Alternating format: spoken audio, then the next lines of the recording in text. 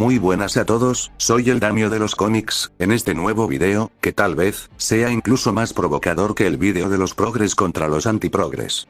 Pues enfrento, y pongo a su juicio, la visión de dos leyendas del cómic, y cuestiono la visión del héroe realista moderno, y a diferencia de mis dos anteriores vídeos, que fui escribiendo sobre la marcha, ahora me tomé a la tarea de escribir el guión completo antes de editar, con la esperanza de darles un video más digno. Así que, sin más que decir, empecemos.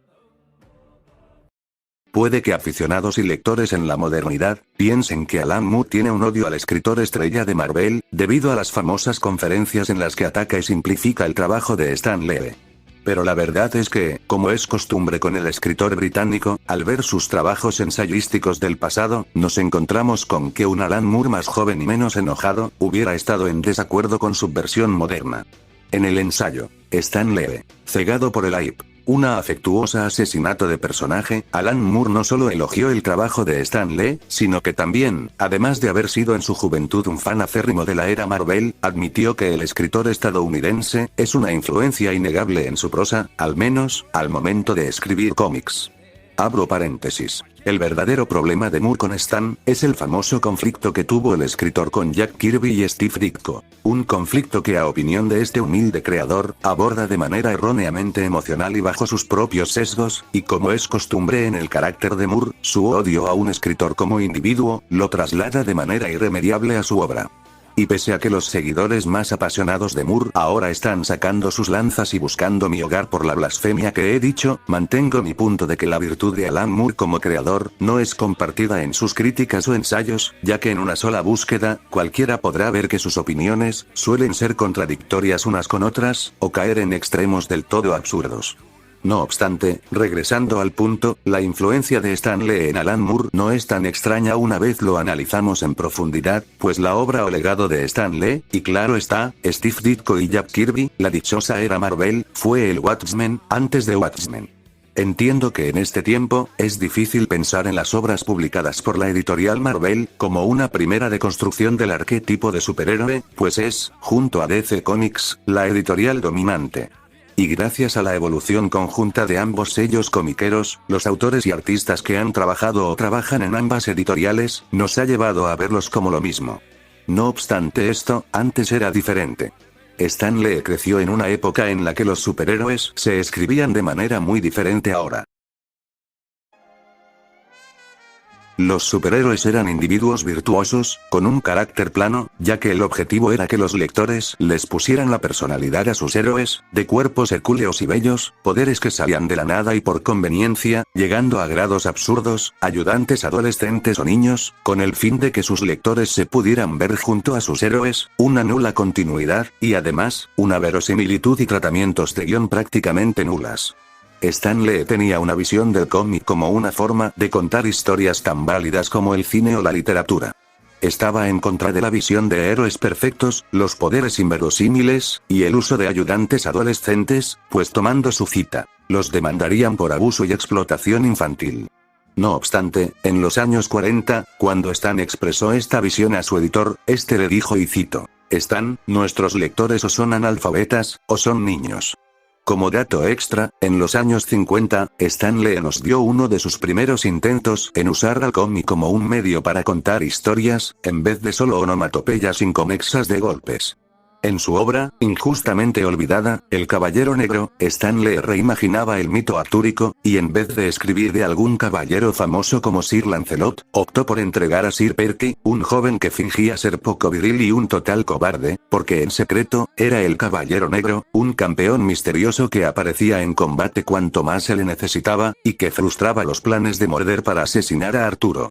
Un cómic increíble que tristemente, fue cancelado por cierto psicólogo y cierto libro que atrasó la evolución artística de todo un medio, todo porque cierto escritor de Wonder Woman, tuvo que andar queriendo normalizar en menores de edad sus fantasías sexuales, y además lo tuvo que prácticamente gritar a cuanto medio se topó, pero regresando al punto del video. Ya todos sabemos la historia de cómo dio inicio la era Marvel. Pero, ¿de qué forma Stan Lee deconstruyó la imagen del superhéroe? Primero trajo al superhéroe de un mundo ajeno, a nuestro mundo. Ya no había una metrópolis, una ciudad gótica, una ciudad estrella, ciudad costera. ni ninguna ciudad con su propia arquitectura de fantasía o estilo ajeno al mundo real. Ahora, con excepciones como Asgard, Wakanda, o Latveria, que más que ciudades son literalmente reinos o países, los superhéroes se encontraban fuera de tu ventana. Estaban en ciudades reales como New York, Brooklyn, Queens e incluso en barrios como Hell's Kitchen. Los poderes, aunque ahora nos puedan ser algo trillados, en su época tenían un trabajo de verosimilitud más sólido, y sobre todo consistente.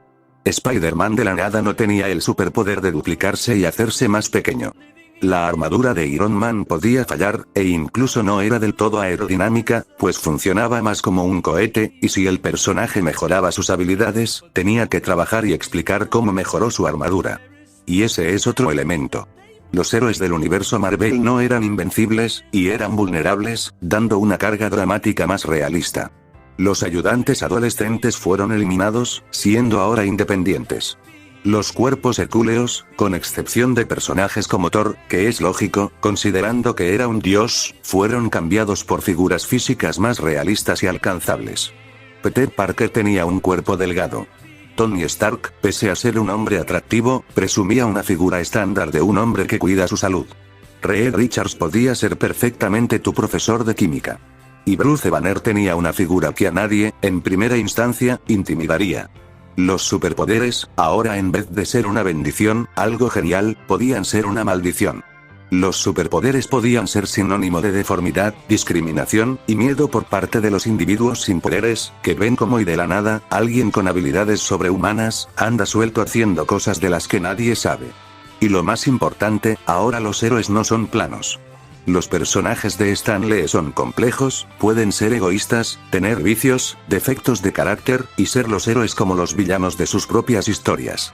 Y esto otorgó a los superhéroes de Marvel, la palabra por la que estamos presentes en el vídeo, realismo. Pues el carácter gris, los vicios, los cuerpos comunes, que los superhéroes enfrentaran los mismos conflictos sociales y políticos que en ese entonces, su contemporaneidad, y sobre todo que fuesen de naturaleza gris, los hacía sentir menos como una fantasía infantil, a algo mucho más cercano al lector. Stan Lee empezó su trabajo, con la misma pregunta que inició Watchmen. ¿Qué pasaría si los superhéroes fueran reales? El punto es que Stan no veía al superhéroe como un ser superior, o ajeno al ser humano, sino como una representación del heroísmo que yace en personas imperfectas del común. ¿Quiénes son los superhéroes bajo la máscara o la armadura? La respuesta es nosotros.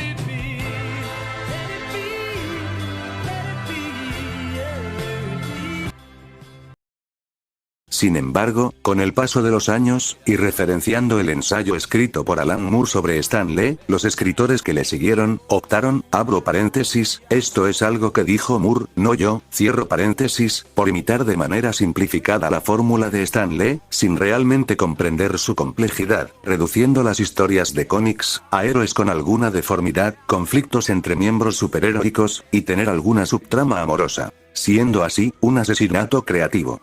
Y esto, pido, queridos escucha, que lo guarden muy bien, ya que el daño que Stan Lee le hizo a la industria, según Moore, se transformará en una ironía digna de alguna comedia de Shakespeare.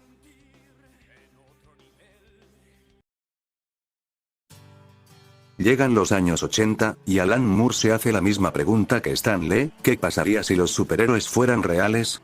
Y así nace la pregunta, ¿quién vigilaría a los vigilantes? Una vez que estudias la era Marvel, puedes encontrar que la obra de Alan Moore conversa mucho con ella. Los superhéroes en ciudades reales, problemas sociopolíticos contemporáneos, interacción, conflicto y orígenes de superhéroes similares. Y la conversación con el legado de Stan Lee, Jack Kirby y Steve Ditko, abro paréntesis, también hay que decir que todos los personajes son análogos a creaciones de Ditko, cierro paréntesis, no se detiene ahí. El artista, Dave Gibbons, que no suele recibir mucho crédito por Watchmen, tuvo una gran influencia en el arte y la distribución de viñetas de la era Marvel, sobre todo en el arte de Steve Ditko. Incluso, me atrevería a afirmar que el coloreado se asemeja a la época dorada de la pandilla dorada de Marvel.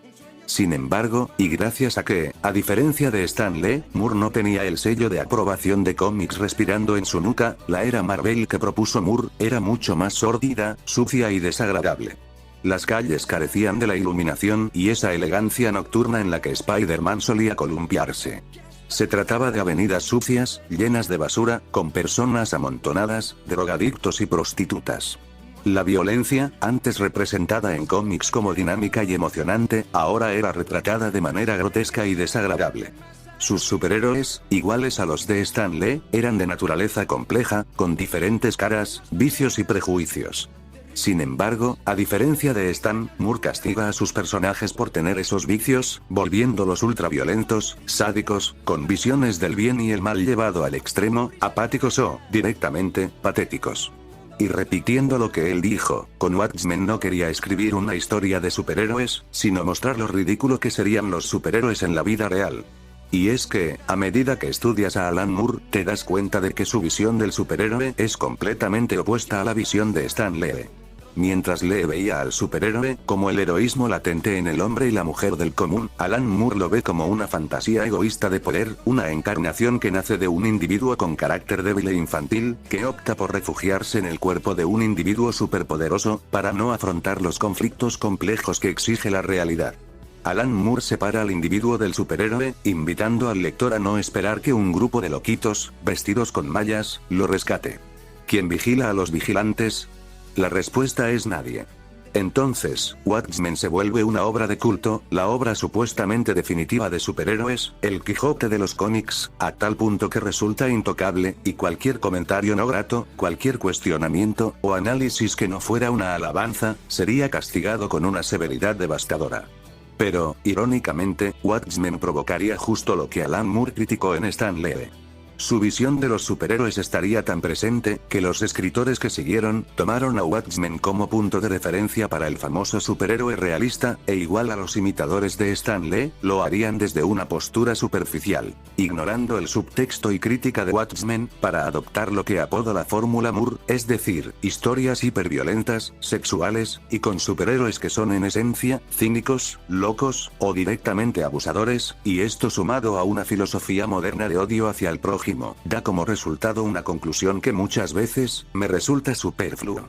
Y no afirmo que no existan escritores que hayan logrado reinterpretaciones interesantes, a base de la visión de Moore, como lo hay de quienes lo han hecho con la visión de Stan Lee.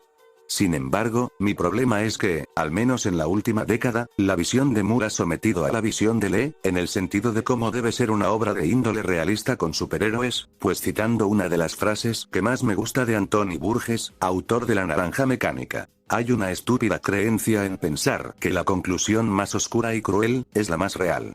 Y es que, la visión de Moore, al menos en su ejecución, niega la existencia de la determinación, el amor, o la bondad humana de un individuo, cayendo, en mi opinión, en una visión que peca de fatalista.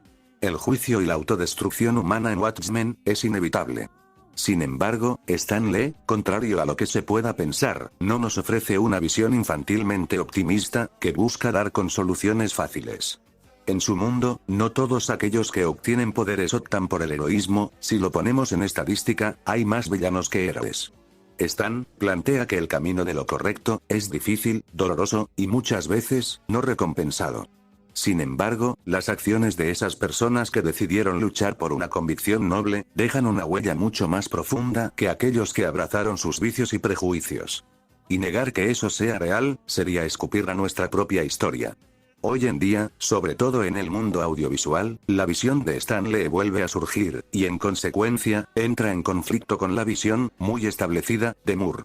Es innegable que la visión que propusieron ambos escritores es imborrable y será una influencia permanente, nos guste o no, ya que la visión del superhéroe es, y será, hasta su fin, una concepción polémica y provocadora.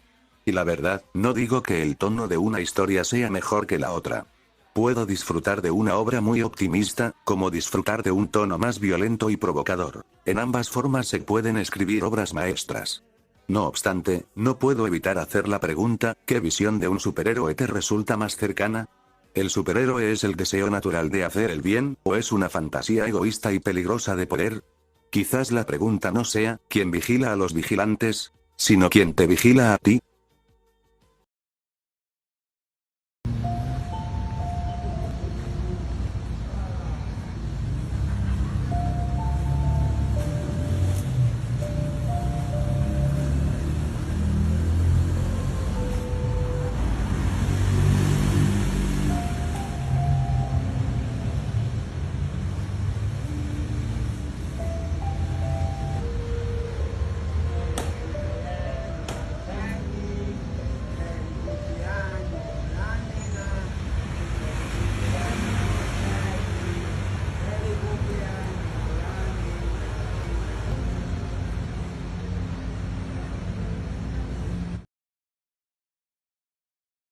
Bueno gente, eso ha sido todo por hoy. Los siguientes vídeos que tengo planeados son Stan Lee si sabía de mitología. ¿Qué es el Stoa de un mundo perdido? Frank Miller no escribió mal a Superman. Top historias de cómics que nadie te recomienda. ¿Por qué odio el trabajo de Tom Taylor? Sin más que decir, se despide el Damio de los cómics.